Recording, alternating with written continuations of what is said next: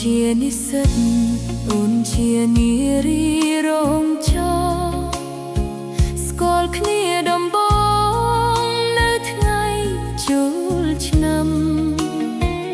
បងដើរមកចិត្តហើយសុំស្នេហ៍អូនក៏មិនព្រមព្រោះមិនដែលស្គាល់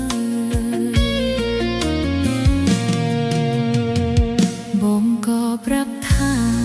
ស្គាល់គ្នាធំតាមើលចិត្តគ្នាសិនអូនព្រមមិនថ្លៃស្គាល់គ្នាដំបូងបងល្អខ្លាំងណាស់យល់ចិត្តអូនច្បាស់បារម្ភគ្រប់ពេលអូនខំធ្វើការបងខិតខំរៀន4 ឆ្នាំស្នេហ៍ស្រីបងក៏រៀនចប់ចិត្តបងគប់តូលេងសូវខ្វល់ស្រីអូនចាំប្រថ្លៃហេតុអ្វីបាត់ឈឹងស្រណោះស្ដាយចិត្តអូនខំគ្រប់យ៉ាងធ្វើការរំចោឲ្យលុយបងរៀនបងមិនខ្មាស់អៀនលួចញៀនអ្នកថ្មីថ្ងៃនេះប្រថ្លៃចូលរោងកាបទំស្រណោះ4 ឆ្នាំបានត្រឹមស្រណោះអូនសែនឈឺចិត្តស្លាប់ស្ទើររួម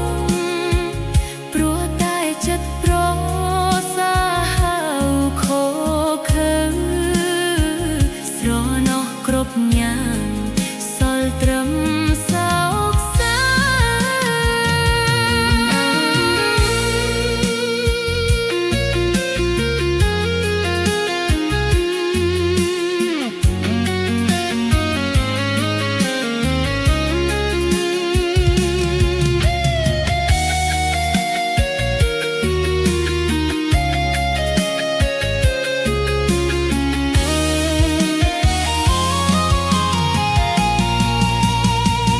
អូនសែនឈឺចិត្ត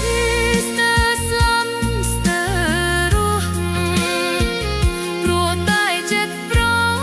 សាហាវខខើស្រណោះគ្រប់យ៉ាងសល់ត្រឹមសោកសៅអូនត្រឹមកាត់ចិត្តព្រោះបងខ្វាត់ហើយស្រណោះ4 ឆ្នាំបានត្រឹមស្រណោះ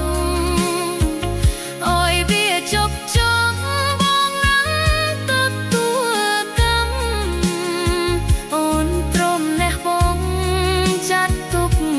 ថាកម្មជូនពរត្រានត្រាយជួប